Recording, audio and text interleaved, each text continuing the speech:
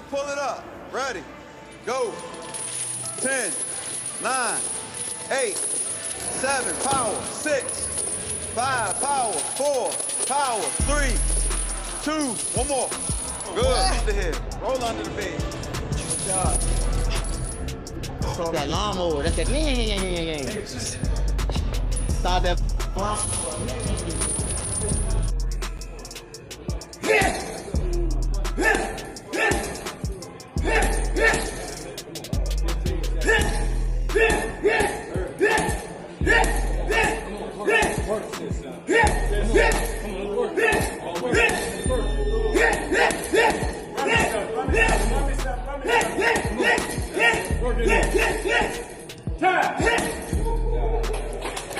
Punch it down. Pull it up. Ready. Go. 10, 9, 8, 7, power 6, 5, power 4, power 3, 2, 1 more. Good. Roll under the bed. That lawnmower, that come on. Come on. Let's work. DAZN had just released footage of Gervonta Davis's first day in training camp. And there's so much more to him than meets the eye right now. He didn't only look and act different, but there were other new faces and notable changes in how his training was conducted. It's the first day, but here's a closer look at Tank's training camp for Lamont Roach's rematch. That it's hard to get up and do road work at 5 a.m.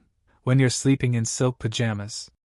In other words, when you're hungry, when you're chasing something, the grind comes naturally. But once you're comfortable, that fire can fade. Unless it was never about comfort in the first place. Ever since I've known him. Interestingly, the fighter who once shocked the boxing world with news of his retirement, and claimed that he has lost love for the sport, was booming with so much energy and passion.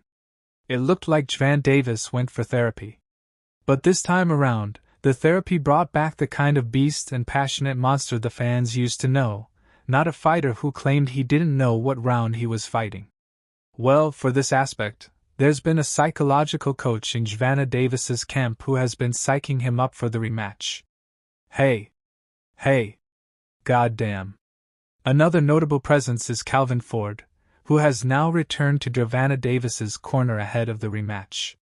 The training footage didn't just show a boxer in the gym, but one who had more passion, intensity, and hunger than the one that fought in the first match against Lamont Roach.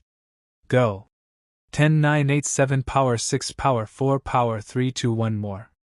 Good. Under here. Roll under me. That lawnmower, that it's not just another match for me or another title defense.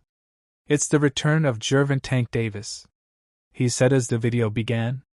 There was so much change in Tank's routine that his training now begins as early as possible with a morning jog, and then he closes the day with an evening jog.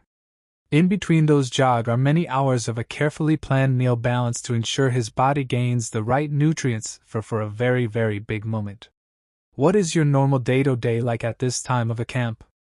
I'm also a night person, but I might go to sleep probably around like 3 to 4. Probably wake up probably like 11 o'clock. Get my run in and then eat, probably lay back down, and then wake up probably like 6 o'clock or 7, get my night workout in. Damn. So, you're doing 2-a-days at this point, running in the morning. And regarding his body weight, for the first time in a while, Tank has been more intentional about gaining muscles to increase his strength and power. The World Boxing Association lightweight champion was surprisingly out of ideas the moment he realized his power wasn't effective on Lamont Roach. Hence, he's working on getting even more power this time. Tank is very assured that for him to get the better of Lamont Roach, he has to do everything better. Freeze. Let's go. I know I can beat him. I've done it before. It's not about him. It's about me. I just need to do everything better. And that's why his training sessions have been made to ensure everything gets better. Another change evident in his training sessions is that he now engages in sparring sessions of 15 rounds with each sparring partner. And each round lasts for 5 minutes. There you go. There you go. There you go. There you go. There you go. Take deep breath. Take deep breath. The aim of this is to increase his endurance and athleticism.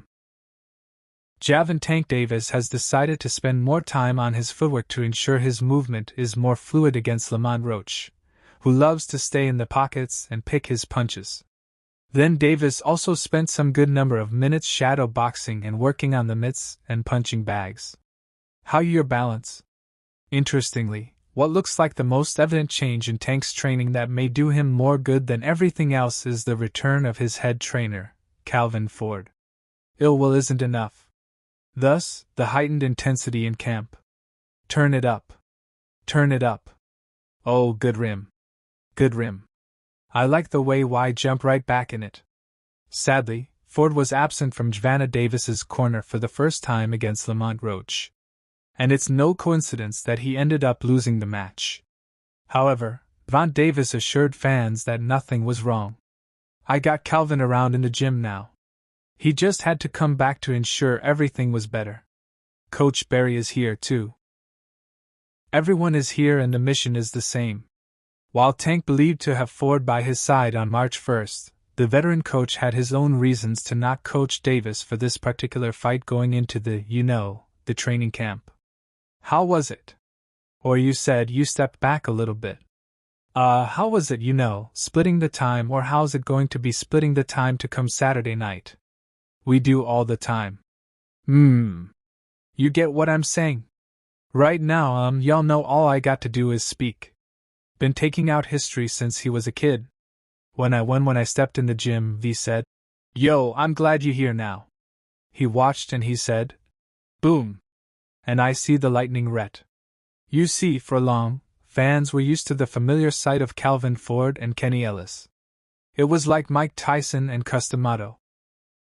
And if you compare recent examples, Canelo and Eddie Reynoso, or even Pacquiao Roach for that matter, that's how the triumvirate of Gervonta Davis, Calvin Ford, and Kenny Ellis resonated with fans. But watching Barry Hunter accompanying Davis was not the sight fans wanted to have. One wonders what might have caused the rejig. Speaking with Fight Hub TV, Calvin Ford shed some light on the matter. Davis fought his second PBC Amazon Prime Video PPV card. And apart from the headliner, the show at the Barclays features a slew of exciting fights, including 2 light welterweight title clashes. Can't wait to see all of that coming. Yep. Fight night. How's going back to, being in the corner? How do you see Gervonta right now?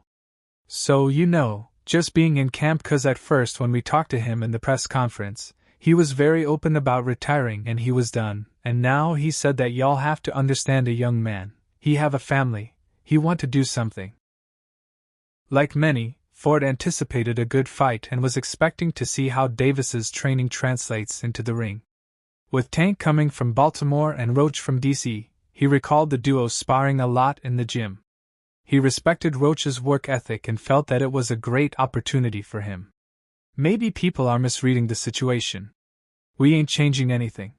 He said he just taken a step back, but the training structure remained the same. The reporter made it clear that they're not implying a breakup or a falling out between Ford and Gervonta Davis. You want to do something? Enjoy some. Don't take some time? I took a little bit time off.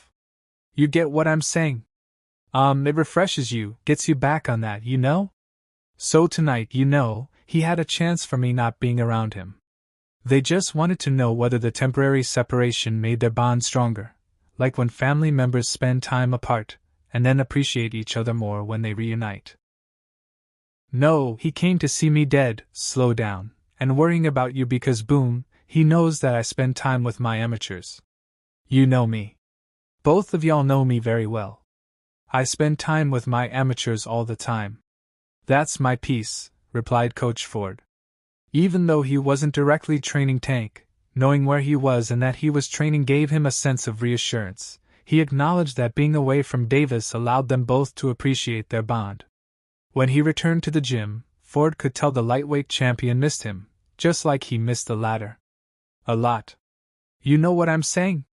I stepped in and I seen how he missed me, how I miss him. You know what I'm saying? I just can't wait to see that performance.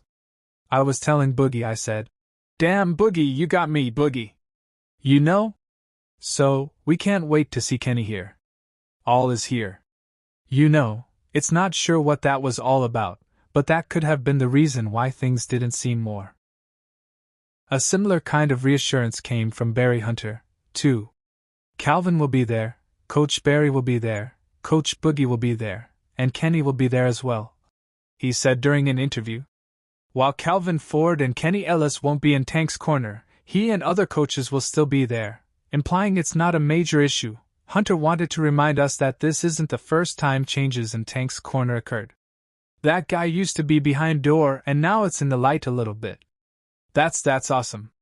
What he's trying to do is make sure we keep it together. You know, we ain't put that out there. Sometimes you go see them for a little while. No, Hunter had been involved with Tank since his amateur days and early career. He is not new to Tank's team.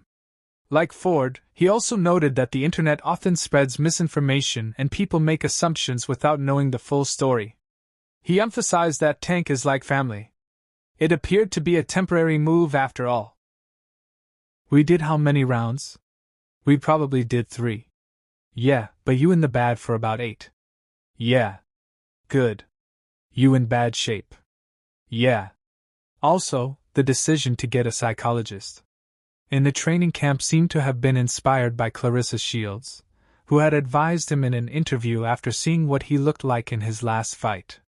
Undefeated women's boxing pound-for-pound great Clarissa Shields is more concerned about Davis's mental space than his performance in the ring, which she conveyed during a March 28 interview with Fight Hub TV. Shaper is the best to me. He's better than Tank. He's better than Devin. He better than Ryan. He better than Tiamo when it comes to those